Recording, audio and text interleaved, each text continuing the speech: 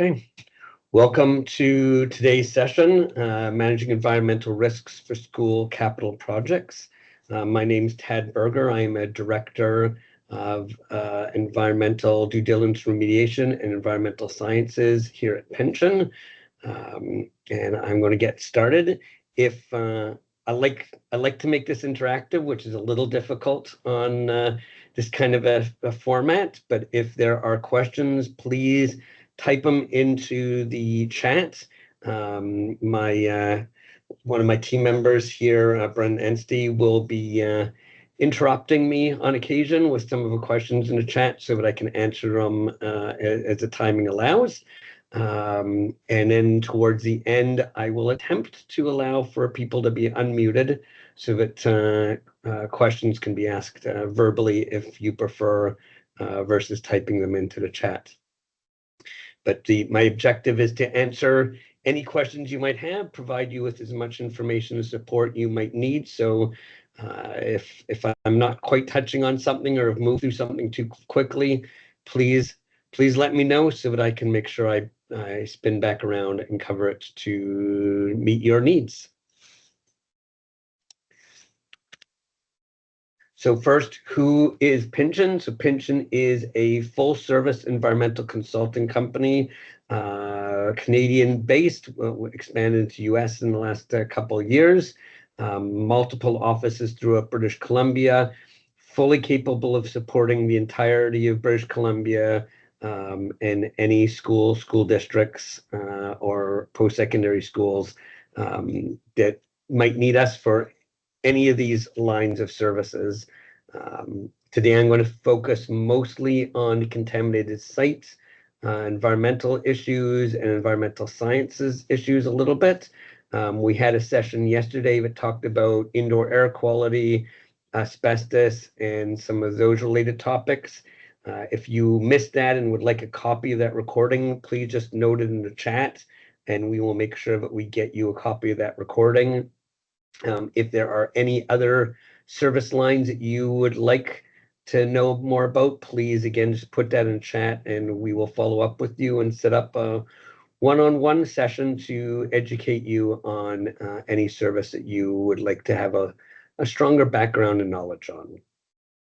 We really like the idea of working with our clients as partners, and to do that, providing you with the understanding of what we do, why we do it, and what questions you should be asking us, so that we can provide you with what you actually need. We really like to work with people in that way, and we enjoy providing these educational sessions. Again, my name is Tad Berger. Here is my contact details. You can reach out to me now or later. I've been with Pynchon for over 15 years, and I'm rapidly approaching my 30-year mark doing environmental consulting. I am a contaminated site approved professional. I'm a professional agrologist.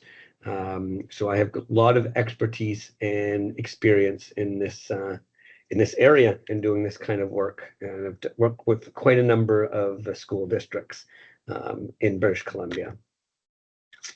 Said we provide a broad range of services as they relate to school districts. We have building sciences, looking at lifespan, looking at support if there are structural issues or cladding issues or roofing issues, or there's an issue and you don't know what it is. Our building science people can help figure what that is and then help develop the solution or turnkey solution for you.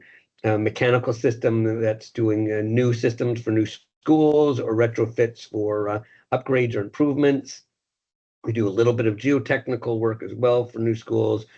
We do a lot of hazardous material assessments, assessments of buildings, reassessments, asbestos management plans, both for existing structures and for structures that you plan to continue to operate, and for anything you are looking to disassemble as part of renovation, redevelopment.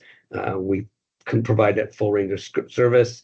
Our indoor environmental quality, looking at Legionella, mold issues, water damage issues. They presented in quite a bit of detail yesterday, and we're happy to speak more about that if you'd like. Occupational health and safety in schools, that often is in the form of looking at your confined space, making sure you got proper confined space labeling and procedures for where you've got those in your boiler rooms and other areas. EDR, that's environmental due diligence, and ENS, environmental sciences. I'm going to speak to those in a lot more detail today. And then emissions reduction control. So that is any emissions issues you might have, water permitting, air permitting, tend to be less of an issue for school functions. But if you've got any issues there that you'd like to look at, and that includes greenhouse assessments, carbon usage, energy efficiency, pretty much anything you can think of that is environmental or tangential to environmental. We've got expertise, and we are happy to provide that support and service for you. So let's jump into the meat of today's presentation. When we're talking about contaminated sites, looking at a project or redevelopment, a capital project, whether it's large or small, there are two sets of issues that really come to play and need to be considered in the grand scheme. One is whether or not there's contamination. Is there the presence of hydrocarbons or metals or other toxic chemicals in the soil, in the groundwater, in the underground breathing space that is going to affect the health of the students, it's going to affect the health of anybody doing the construction work, that is going to cause impacts to the cost for management or disposal of that material as you are doing the capital projects. The other, related but not always completely related, is regulatory, and whether or not there's an activity that is regulated by the Ministry of Environment and requires you to jump through a number of hoops that may exist regardless of whether or not contamination actually is present on a site. And these regulatory hoops can end up costing hundreds of thousands and more dollars, and add months of delays to projects.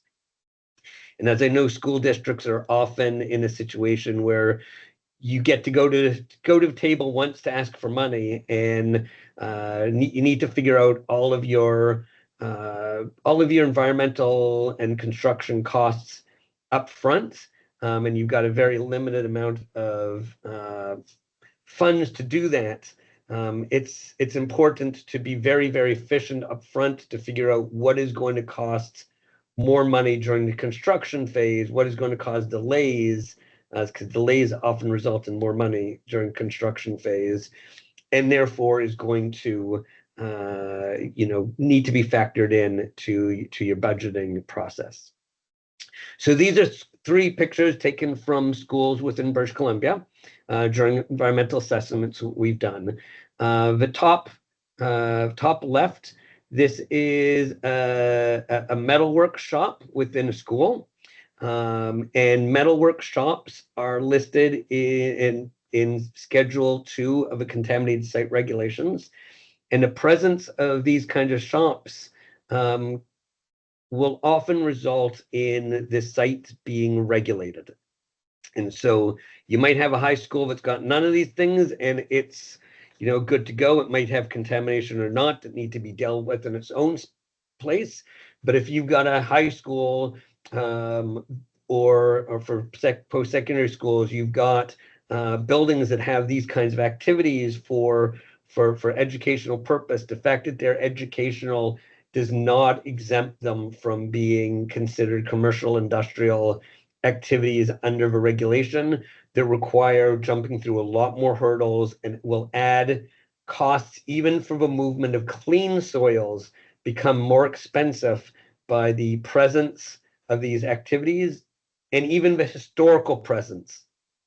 So if you're looking at a high school that used to have a machine shop in it, and that they shut that down a decade ago, converted into classrooms, and now is looking to do some work, the fact that it used to be present is the same as if it's present today, in requiring additional investigation assessment. And I'm going to talk about what those additional investigations assessments are as I go through this presentation, but I want to first talk about what the triggers for that are. The bottom middle, that is a car shop. So they are teaching students how to do car repairs, and there tends to be a fair amount of welding, oil changing, oil storage, and that sort of thing associated with this. So these activities often actually do have contamination associated with them, whereas the metal shops in the schools are far less likely to actually have real contamination. They're just regulated as if they do. This bottom one, with often there is contamination associated with those activities, and they are regulated. And so both sets of hurdles need to be addressed and properly managed. The top right, this is the chemistry lab in a school. And this is really a gray area. Laboratories are considered regulated, a regulated activity under the contaminated site regulation. And whether or not a high school lab crosses that boundary is not very clear.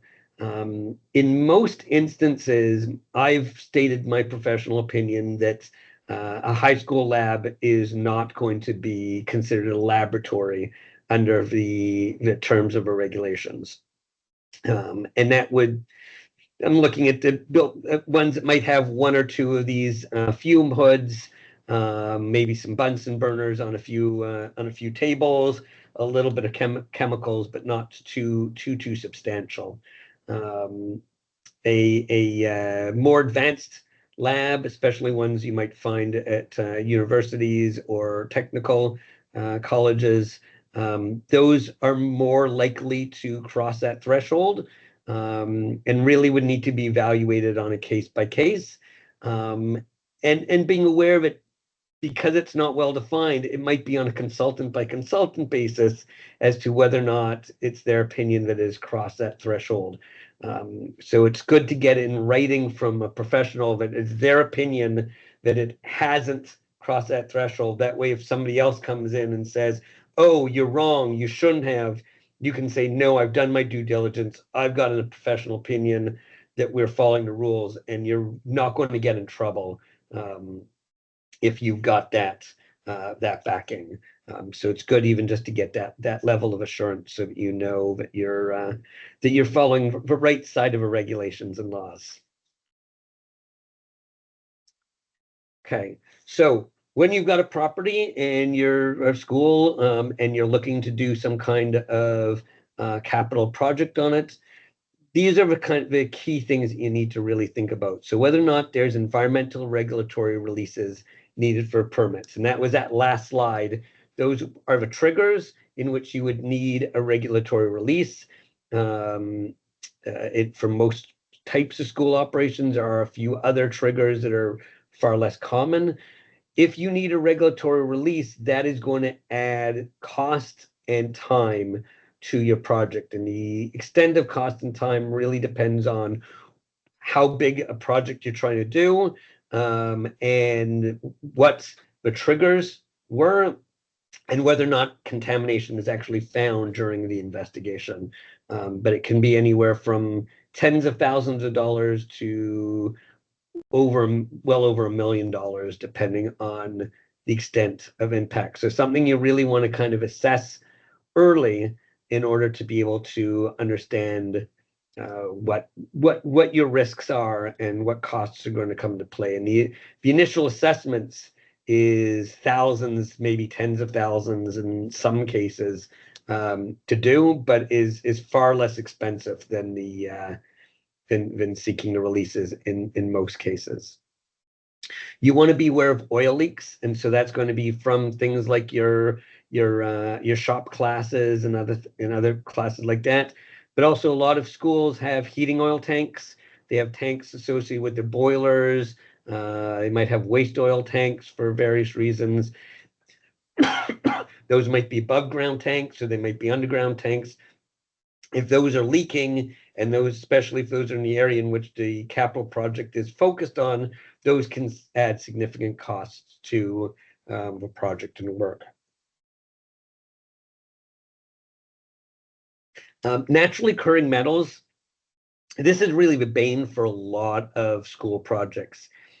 Arsenic, iron, lead, sometimes uranium in some areas of our province. A few other metals naturally occur sometimes above a regulated standards. And because that was put there by nature, there's not a requirement to clean it up. If school is there and the school is operating, those metals can be there and there's no issue to their presence. They're usually groundwater protection, not direct contact, so it's not even an issue for the students coming in contact with them. They can be there and it's fine. But the moment that material gets dug up, the moment a shovel gets put in the ground or a backhoe starts to scoop that metal up, the materials up, you can't put it back in the ground again, even into the same place that it came out of the ground. And so there becomes costs associated with disposing of that material. And those costs can actually be very, very high, depending on what metals are present and what your disposal facility options are in your area of a province. Another surprise that comes to people is road salt. We put a lot of salt down in schools in order to make sure that the parking lot area is safe, to make sure that the walkways for the students aren't iced over.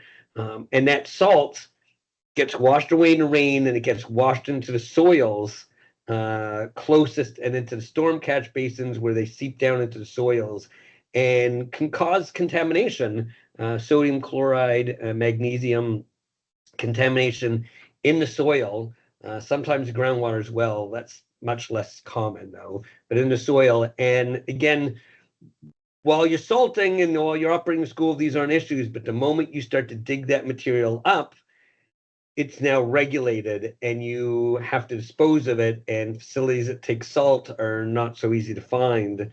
And so it can really increase your costs associated with disposal of that material. The next one on the list there, historical contaminants.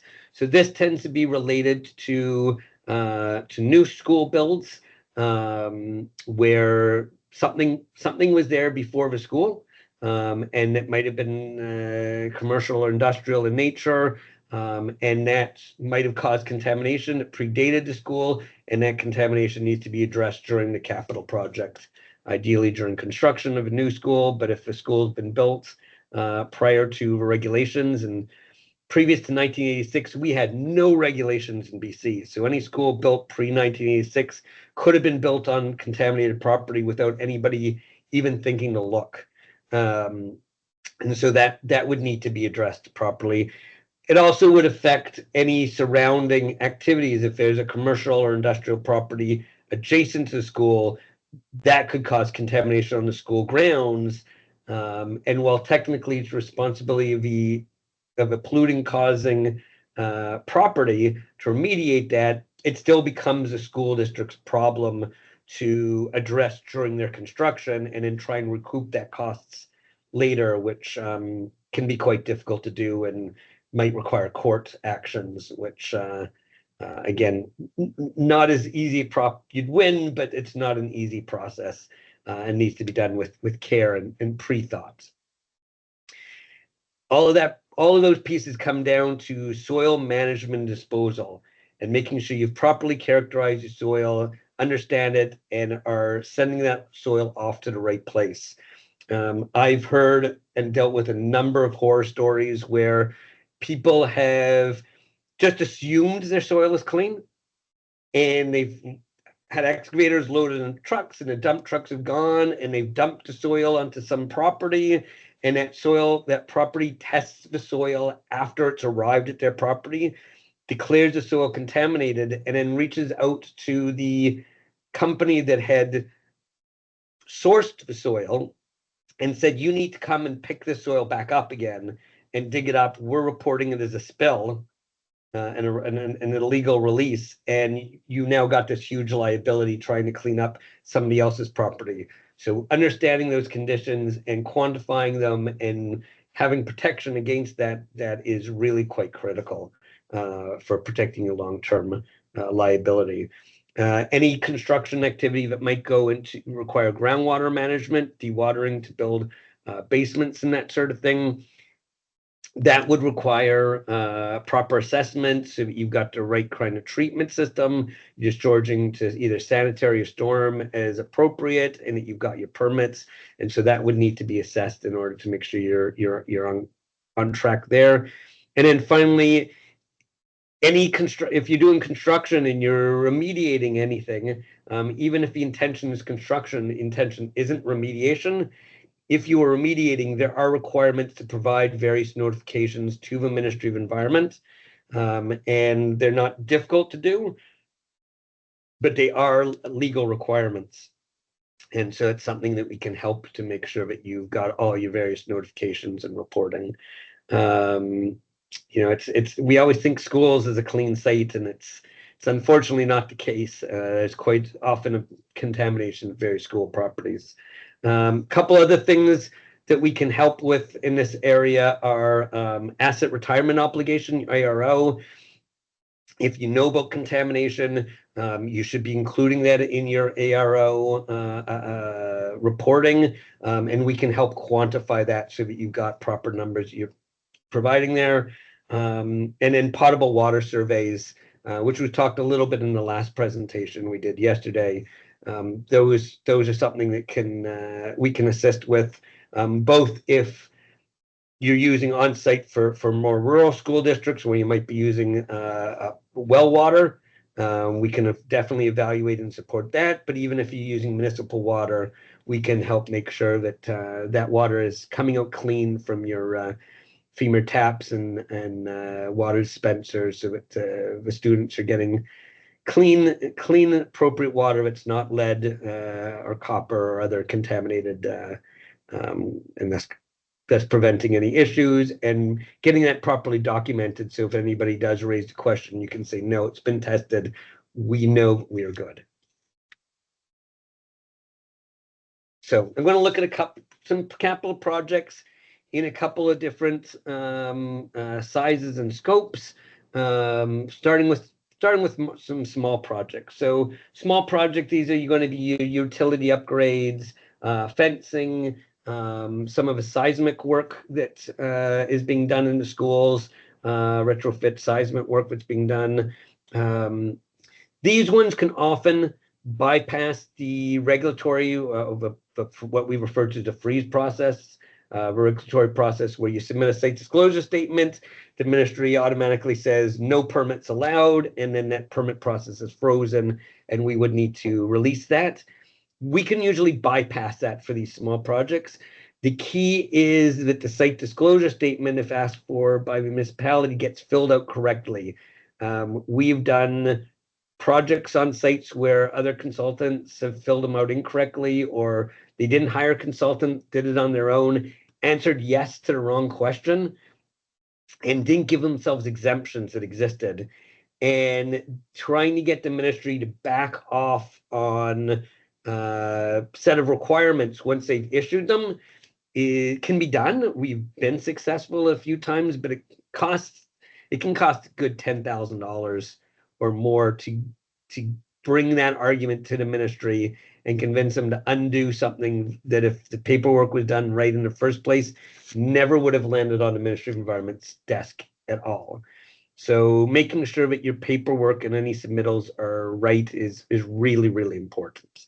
For these projects, because we can bypass the regulatory process, it really is a simple soil characterization and management.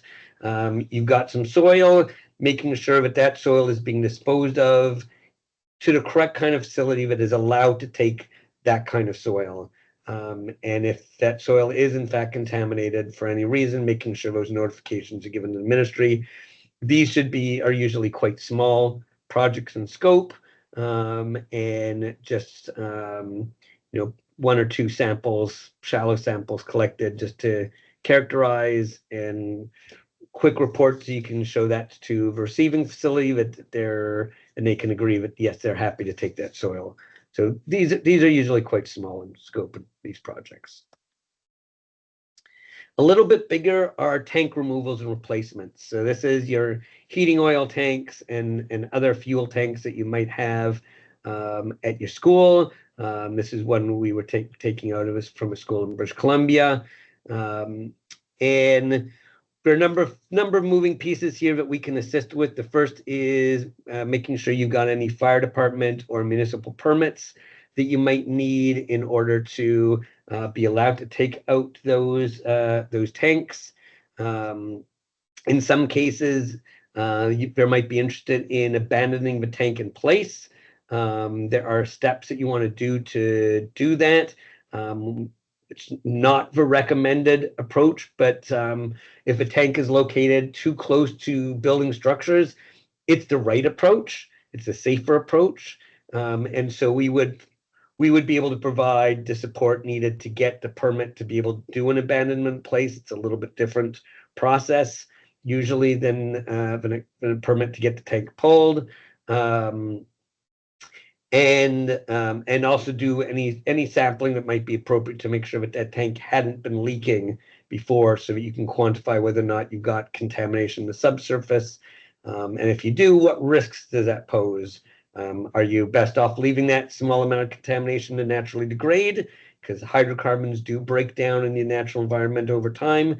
Or do those hydrocarbons pose a risk, potentially benzene vapors getting up into to a gymnasium or into a boiler room or somewhere that might be occupied by staff or students that you might want to do some level of mitigation to protect. And so we can quantify that so that you understand, do you need to do something, and what do you need, and what is the right answer for your particular school, your particular need at your particular time, which can change depending on quite a number of factors that are very site specific.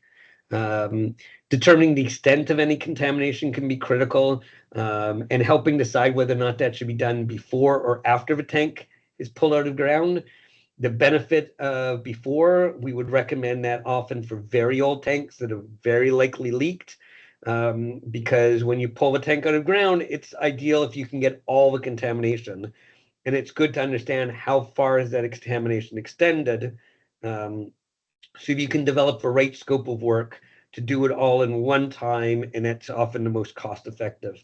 If it's a tank that's not as old and is less likely to have leaked, you might want to just pull the tank out of the ground, be prepared to pull a couple of cubic meters of additional soil out of the ground, but understand that if the contamination was substantial, you might not be prepared to chase it and get it all over the ground, and you might put some poly down to separate the clean and contaminated and backfill, and then have a later project that removes and remediates or characterizes that extent of contamination. And different answers are better in different times and different scenarios, and we can help guide you as to what that right answer is for you in that particular instance, in that particular time. And then finally, it's that soil characterization, so that any soil that is coming out of ground, you can determine, can we put that back in the ground, or do we have to dispose of it? And if we do have to dispose of it, where do we dispose of that, and what kind of facility is most appropriate for that sort of thing? Then we get the big projects, and that's going to be your new development of a school, or adding a significant wing or addition to an existing school. And in those, I really recommend starting with, before you starting with environmental assessment. Figure out what was there, what contamination could be present. Are there going to be regulatory hurdles on this property that need to be evaluated? And really understanding what does Pandora's box look like before you open it up, because it's really hard to close that again once shovels have broken ground, and then a whole bunch of new costs come in. And that includes getting some of the soil characterization to figure out soil management. I like this picture. This was from one of the BC schools that we helped with the development on. They had some nice shots of this brand new school being built. We got brought into this partway through construction. It was school being built on greenfield, and you can see in the right side of this picture over there these large soil piles. And we got brought in to characterize those soil piles for disposal, after they'd already been scraped up and built up. And after we characterized them, we found that they had a number of naturally occurring metals in them that were well above the regulatory standard. And they were looking at potentially $1 million+ of additional disposal costs for that soil that they had not accounted for in their initial budgeting. And that's the kind of surprise we never want to have happen. We really would have preferred to have done that assessment beforehand, because there was potential that they might not have needed to actually move as much soil. They were doing it for aesthetic purposes, where they might have been opportunities to leave some of that soil in place, maybe build the site up instead of scraping it down first. And there might have been options to not have had as much soil needing to be disposed of at that higher costs. But once the material had been moved from the ground, it was no longer an option to put it back where they'd found it. The regulations would prohibit that. And so it's really something that's best to figure out well beforehand. Then the regulatory releases, a school in this picture didn't require that, but we've definitely worked with some schools that have needed that because of their mechanical shops and woodworking usually doesn't trigger, but has some potential, and other activities at school. So figuring that out, getting through that process, removing those hurdles in the least expensive way possible. And when there's time, there's more options than when there's less time, and therefore better cost options. Providing notification of remediation often relates to these kinds of sites. And then finally, importing soil and understanding the quality. Often during construction, soil is being brought in.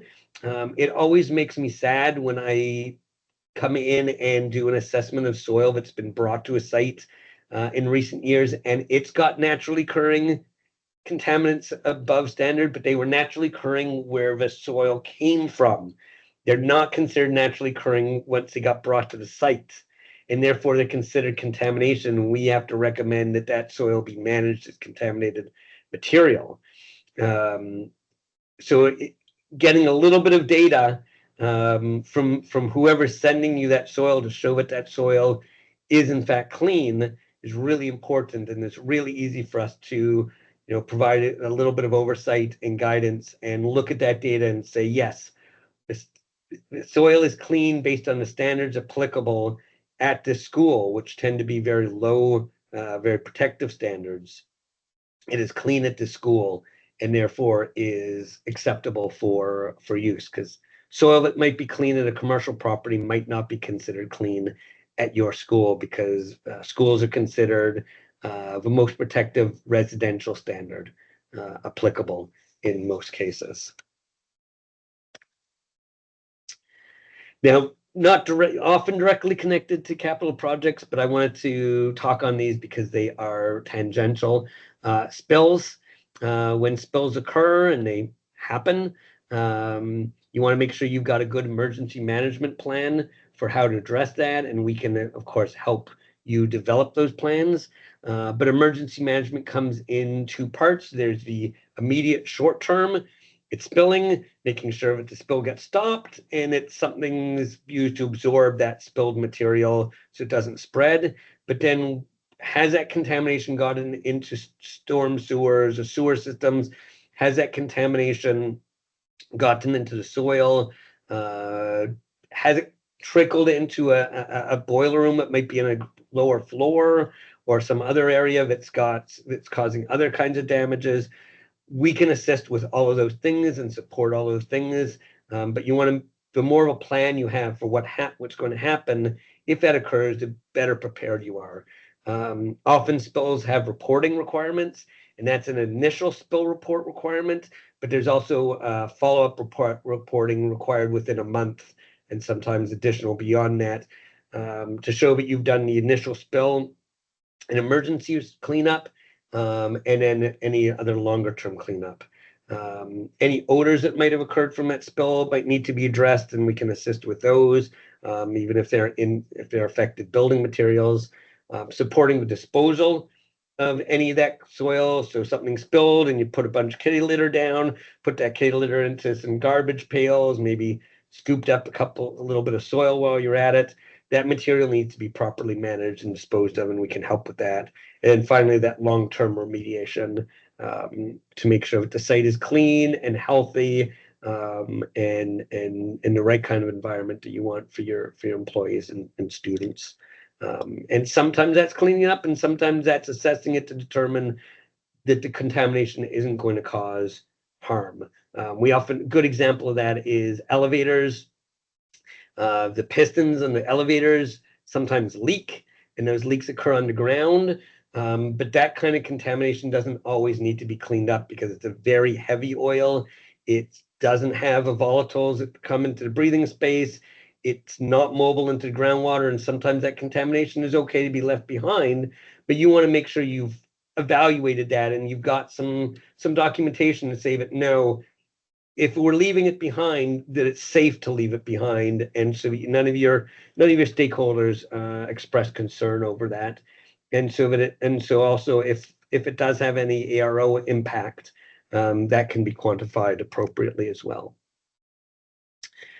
Something we see, interestingly, more uniquely in schools than most of our other client groups is sewage overflows. And we've seen that in a couple of different instances. This picture here, this was a result of some students putting some things in the toilets that they shouldn't have been putting in, caused an overflow on one of the main lines, which overflowed into a swale and caused a little bit of an issue.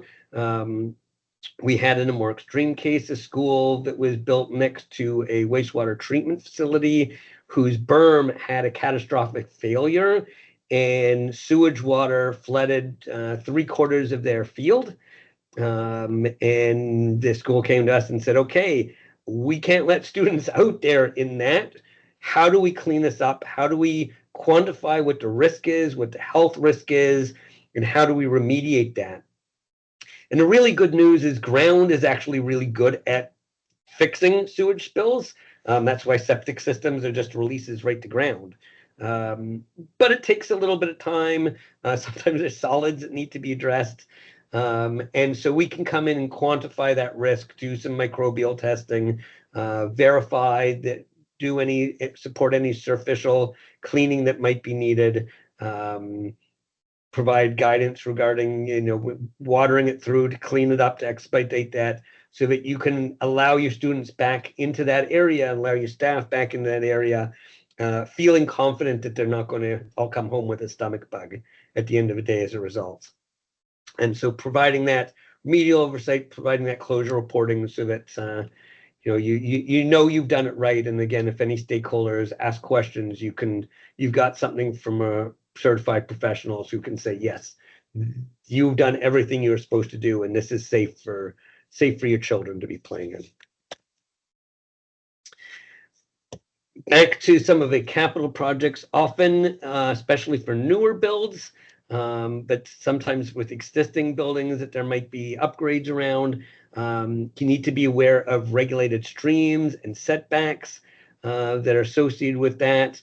Some of drainage ditches can be regulated as streams if they drain to fish-bearing water, which most water bodies eventually do.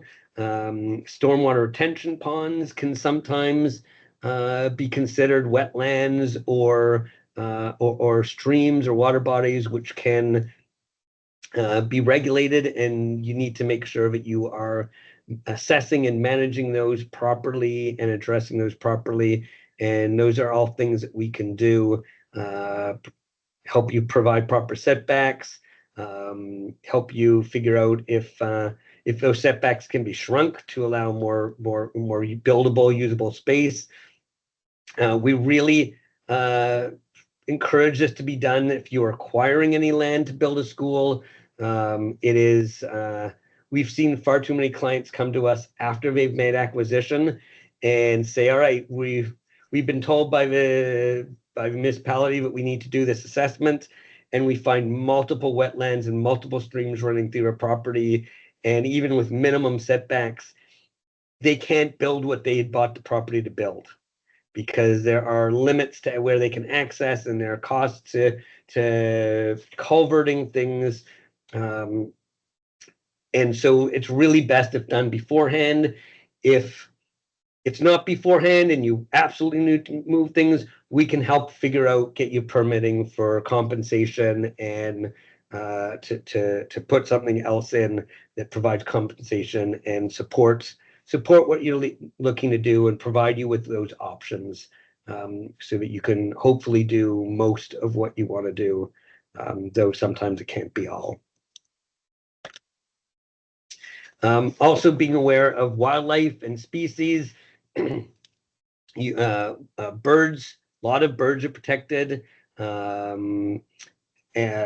which can affect construction. If you've got owls roosting in an attic of a building you want to do some demo work on, you might not be able to.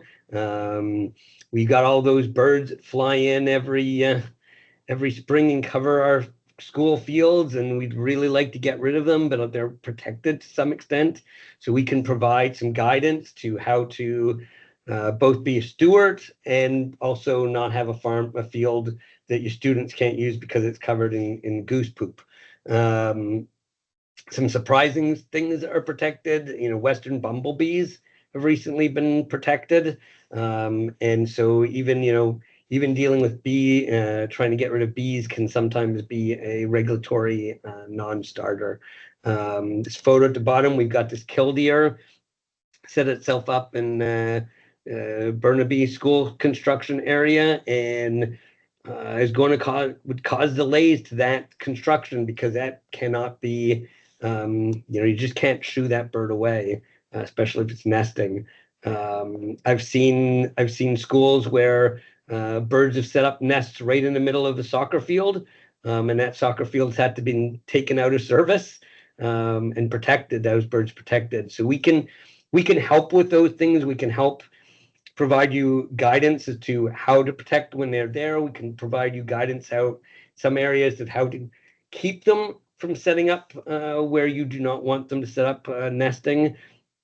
We can provide some guidance on, and we can do the assessments you need for making sure we're not in any trees that need to be cut down, or building structures or whatnot, and provide a lot of support in that area.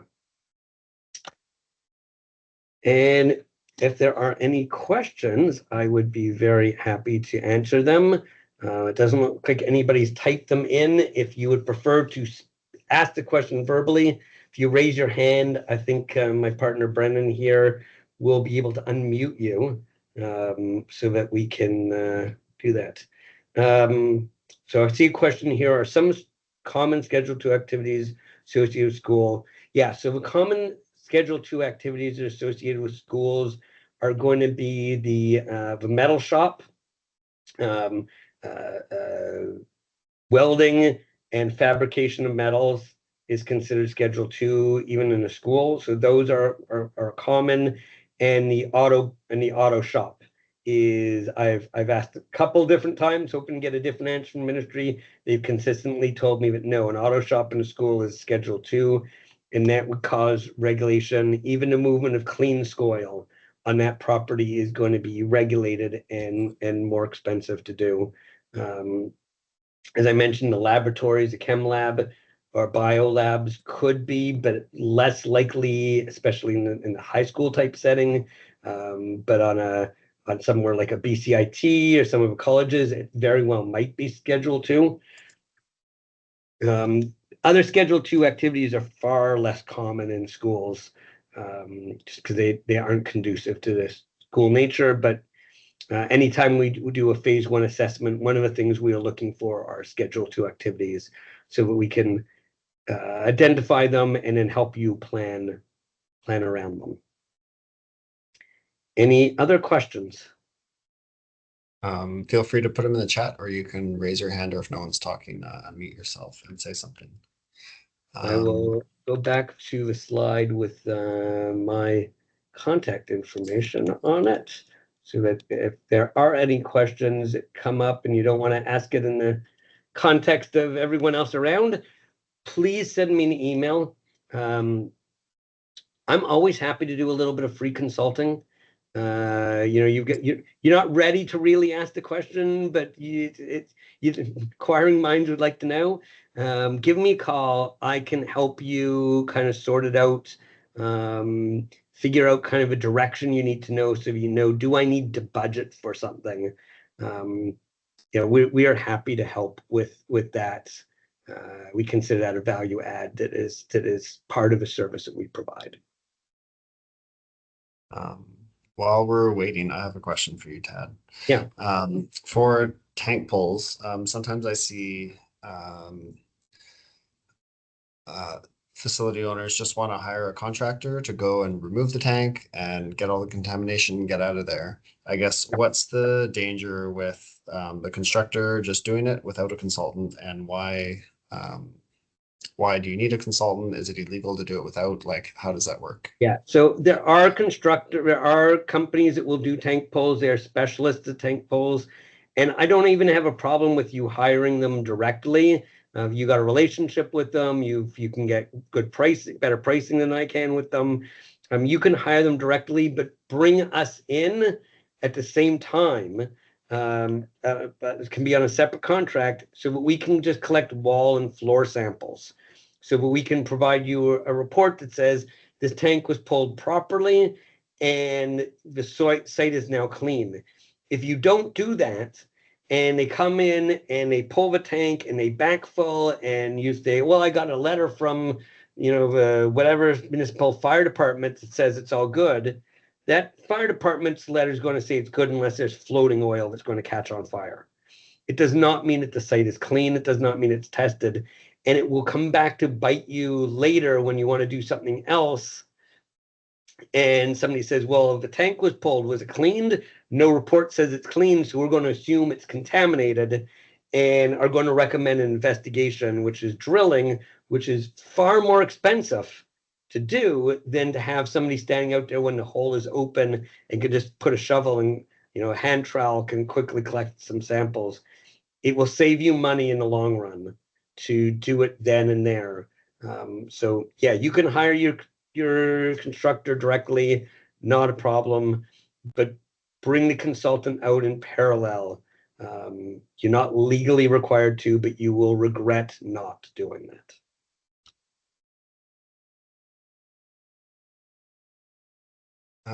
Other questions? Done silence. Yeah, if there's no other questions, I got a quick one. So if we're planning, it's kind of future planning to build some new schools in the future, when would be the appropriate time to engage an environmental consultant? The earlier in the process you do it, the better. If you're looking at multiple sites, it might make sense to bring us in at that point, because there might be non-starters on different sites because of ecological issues, or one site might have $4 million more worth of environmental issues that you need to deal with than another site, and you want to factor that into which site you select.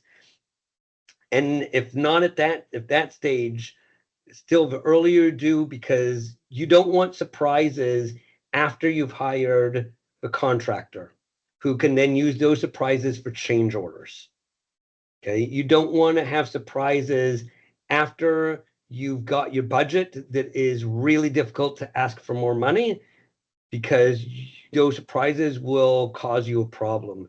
The earlier you get the assessment, and you don't have to do 100% of the assessments, we can do partial assessments so that we can eliminate the bigger surprises and help you understand what smaller surprises might still exist, so that you can do that. Because we understand early in the project, you don't have budget yet to spend the money to do a proper assessment. And so that's okay. We work with a lot of school districts to figure out, okay, how can we get you more for less and give you enough that you can make confident decisions, even knowing that you will need to fill in might need to fill in some blanks later. So earlier is better. I've only been come to too late. I've never been come to too early in the process. Okay. All right. Please send me an email or give me a call if you've got any further questions. And I really appreciate everyone's time. I hope that you got something out of this. And if there's any other topics you would like to hear us speak on or speak on any topic in greater depth, please do not hesitate to reach out to us. We really do enjoy giving these presentations. Thank you. Good day.